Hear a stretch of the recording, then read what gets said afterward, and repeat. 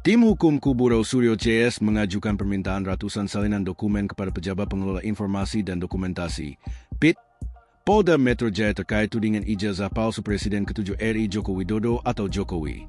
Kabid Humas Polda Metro Jaya Kombes Budi Hermanto memberikan respons terkait hal itu. Menurutnya, tak semua barang bukti berkaitan objek perkara bisa diakses.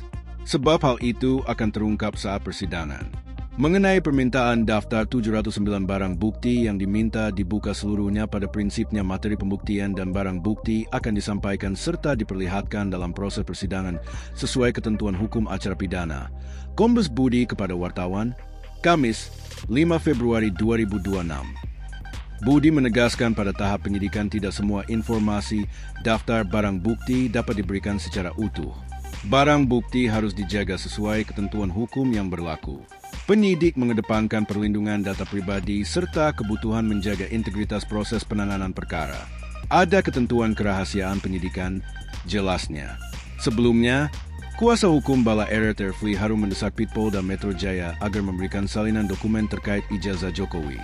Dokumen-dokumen ini disebut telah disampaikan penyidik Polda Metro Jaya dalam gelar perkara khusus pada tanggal 15 Desember 2025. Namun, dari ratusan dokumen tersebut terdapat setidaknya 505 dokumen yang berasal dari Universitas Gadjah Mada, UGM, dan sebagian besar isinya dihitamkan.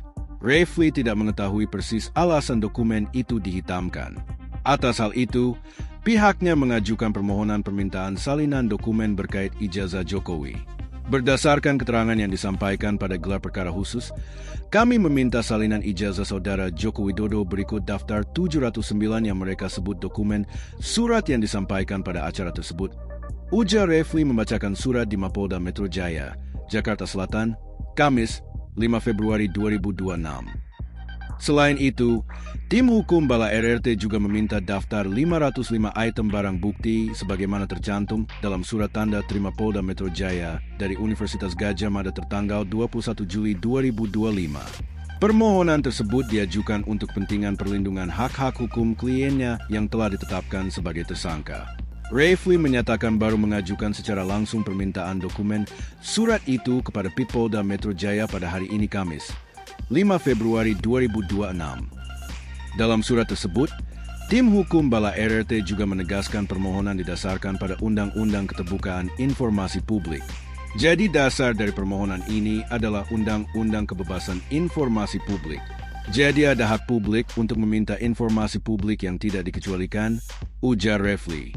Ia menilai, sebagai tersangka, kliennya berhak mengetahui alat bukti apa saja yang digunakan penyidik hingga menetapkan status hukum terhadap Suryo, Rismon Sianipar, dan Tifauziah Tiasuma atau Dr. Tifa.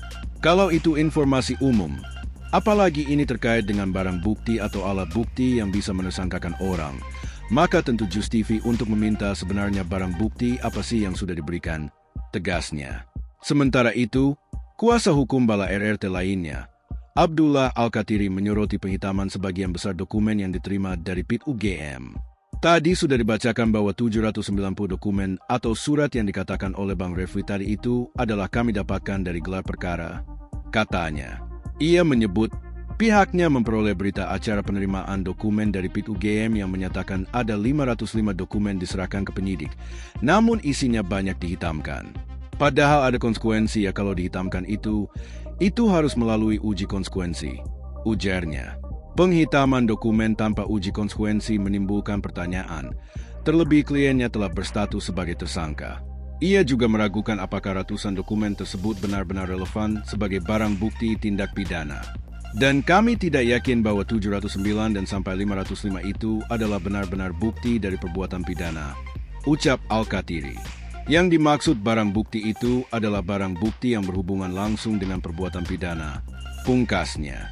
Diketahui, kasus tudingan ijazah Presiden ke-7 RI, Joko Widodo, Jokowi, masih terus bergulir.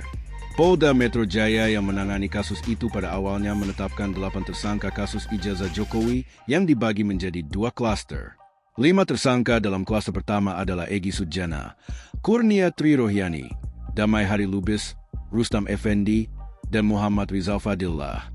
Namun belakangan, Egy Sujana dan Damai Hari Lubis sudah tak lagi menjadi tersangka setelah mengajukan Restoratif Justice (RJ). Sementara itu, dalam klaster kedua ditetapkan 3 tersangka termasuk Rose Suryo, Rismon Hasiolan Siampier, dan Tifauzia Tiasuma. Para tersangka dijerat pasal 310 KUHP dan atau pasal 311 KUHP dan atau pasal 27 Yungto pasal 32 Yungto pasal 35 U nomor 1 tahun 2024 tentang perubahan kedua atas U nomor 11 tahun 2008 tentang informasi dan transaksi elektronik ITE.